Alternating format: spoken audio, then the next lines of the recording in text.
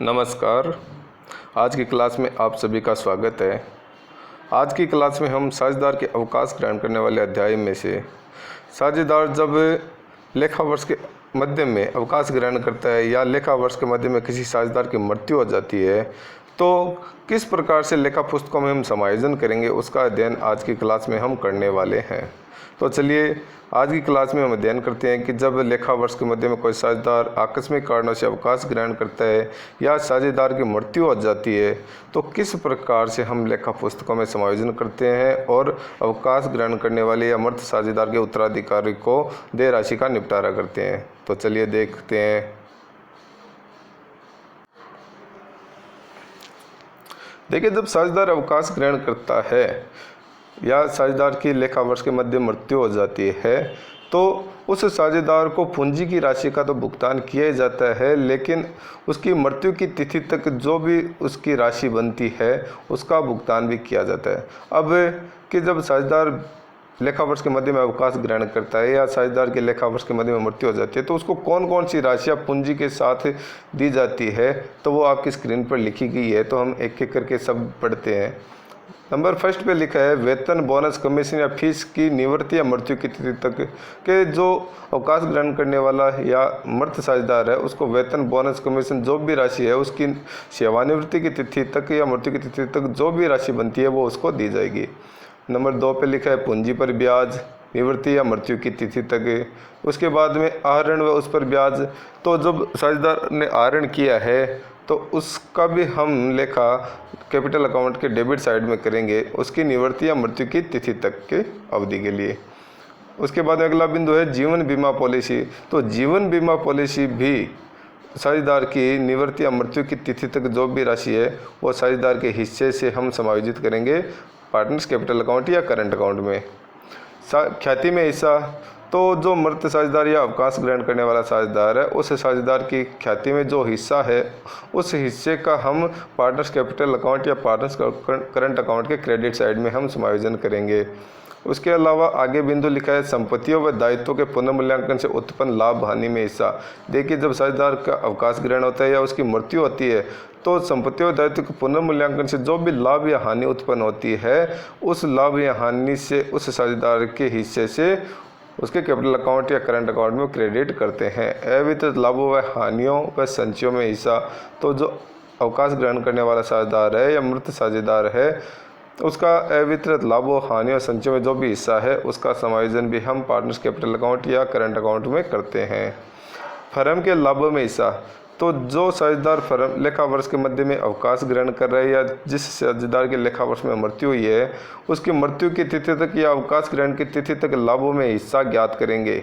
अब लाभों में हिस्सा ज्ञात करने की दो विधियां हमारे पास, समय के आधार पर और दूसरी है विक्रय के आधार पर।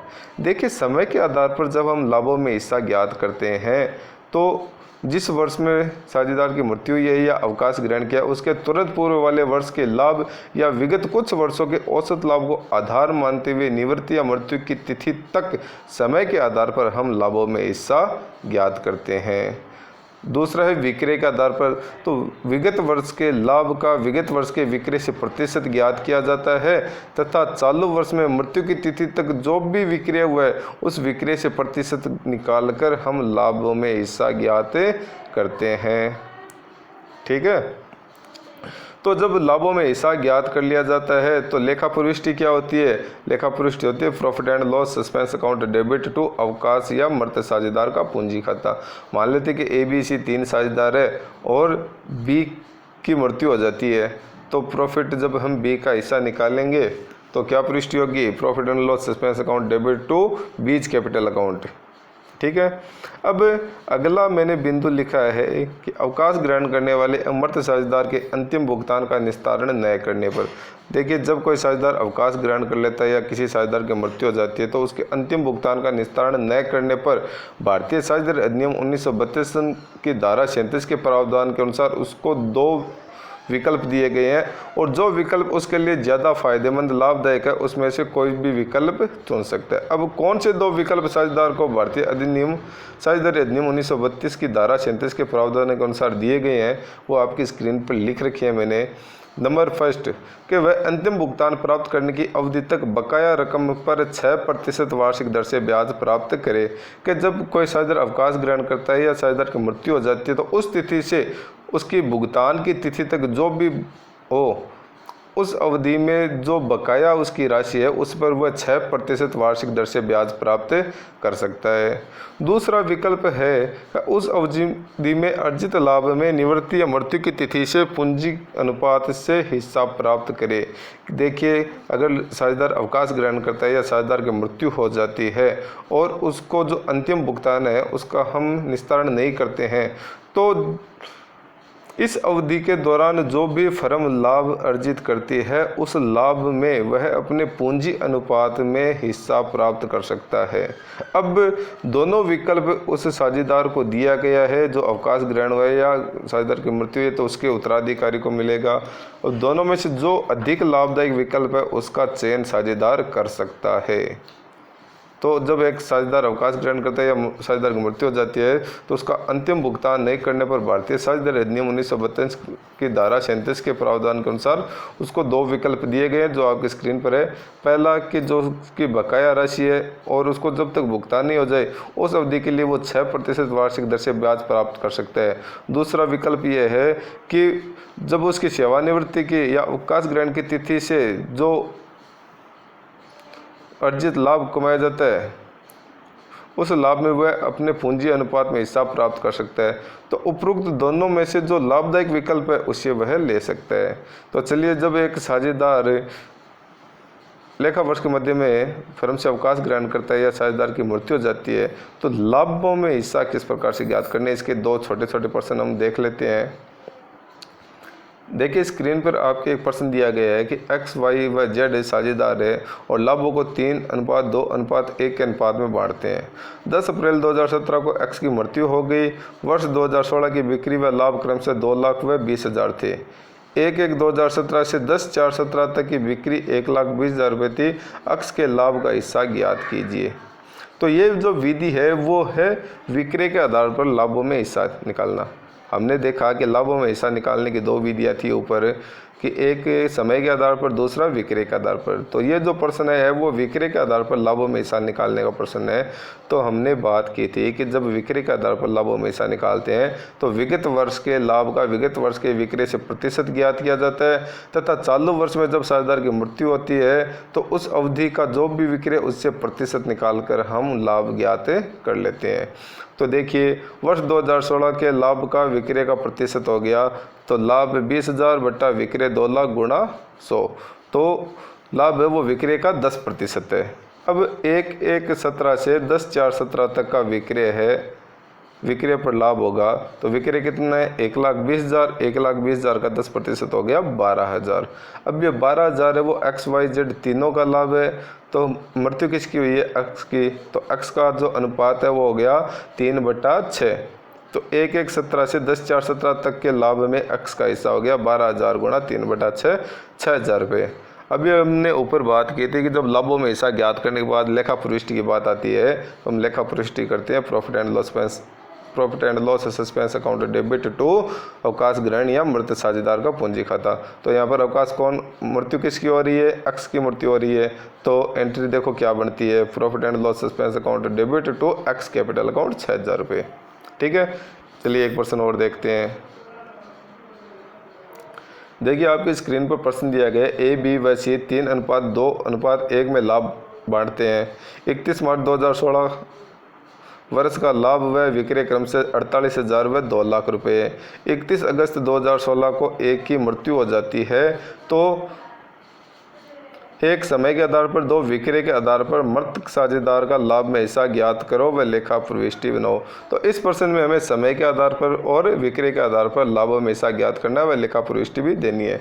तो 1 अप्रैल से 31 अगस्त तक की बिक्री कितनी दी गई है, 60,000 रुपये दी गई है। तो ये जब हम विक्रय के आधार पर लाभों में हिस्सा ज्ञात करेंगे तब इसकी आवश्यकता होगी। पहला हम समय के आधार पर लाभों में हिस्सा ज्ञात करते हैं तो 1 अप्रैल से 31 अगस्त तक लाभों में हिस्सा जब ज्ञात करते हैं तो समय हो गया अप्रैल, मई, जून, जुलाई, अगस्त, कितने महीने हो गए, 5 महीने हो गए। तो इस में हमने पढ़ा था कि जब समय के आधार पर लाभों में हिस्सा ज्ञात करते हैं तो विगत वर्ष के लाभ या विगत कुछ वर्षों के लाभों के औसत के आधार पर हम सेवानिवृत्ति या मृत्यु की तिथि तक लाभों का हिस्सा ज्ञात कर लेते हैं। तो चालू वर्ष में 1 अप्रैल से लेकर इसकी मृत्यु कब हुई है 31 अगस्त को, तो अवधि हो गई 5 महीने। तो 48,000 गुणा 5/12 तो लाभ आ गया 20,000 रुपये। तो 20,000 लाभ है वो ए बी सी तीनों का है। हमें किसका निकालना है, एक की मृत्यु हुई है तो एक का जो अनुपात हो गया वो है 3/6।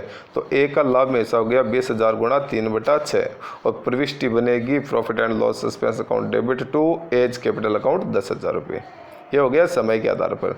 दूसरा हमें निकालना है विक्रय के आधार पर लाभों में हिस्सा। तो मैंने बताया कि विक्रय के आधार पर जब लाभों में हिस्सा निकालते हैं तो विगत वर्ष के लाभ का विगत वर्ष के विक्रय से प्रतिशत ज्ञात किया जाता है तथा उस प्रतिशत का चालू वर्ष में मृत्यु की तिथि तक जो भी बिक्री हुई है उसका प्रतिशत ज्ञात कर हम लाभ में हिस्सा निकाल सकते हैं। तो देखिए विगत वर्ष के लाभ का विक्रय पर प्रतिशत कितना है, लाभ 48,000 बटा 2 लाख विक्रय गुणा 100 24% है। यानी विक्रय का जो लाभ का प्रतिशत है वो 24% है। अब 1 अप्रैल से लेकर 31 अगस्त तक की बिक्री कितनी है, ऊपर प्रश्न में दिया गया है 60,000 रुपये। तो 1 अप्रैल से 31 अगस्त 2016 तक की बिक्री में लाभों का हिस्सा हो गया 16,000 गुणा 24/100 14,400 रुपये। अब 14,400 लाभ है वो ए बी सी तीनों साझेदार का है। अब मृत्यु हुई है वो ए की हुई है तो ए का लाभों में हिस्सा है 3/6। तो ए का लाभ में हिस्सा हो गया 14,600 गुणा 3/6 बराबर 7200 रुपये 7,200। तो प्रविष्टि वही बनेगी profit and loss suspense account debit to A's capital account 7,200 रुपये। इस प्रकार जब किसी साझेदार की लेखा वर्ष के मध्य में मृत्यु हो जाती है या साझेदार लेखा वर्ष के मध्य में अवकाश ग्रहण करता है तो लाभों में हिस्सा 2 विधियों से निकालते हैं, समय के आधार पर और विक्रय के आधार पर, तथा प्रविष्टि होती है वो profit and loss suspense account debit to अवकाश ग्रहण या मृत साझेदार के पूंजी खाते के आधार पर होती है। तथा एक साझेदार जब अवकाश ग्रहण करता है या साझेदार की लेखा वर्ष के मध्य में मृत्यु होती है तो उसको पूंजी के साथ जो भी राशियों का भुगतान किया जाता है उसका अध्ययन हमने शुरू में कर लिया कि उसको कौन कौन सी राशि का हम समायोजन करके कुल देय राशि का निर्धारण करते हैं। तो आशा करता हूँ कि ये सारी जानकारी है वो आपके समझ में आई होगी। ये वीडियो आप अपने साथियों के साथ भी शेयर करें ताकि उनको भी ज़्यादा से ज़्यादा फ़ायदा हो। नमस्कार, धन्यवाद।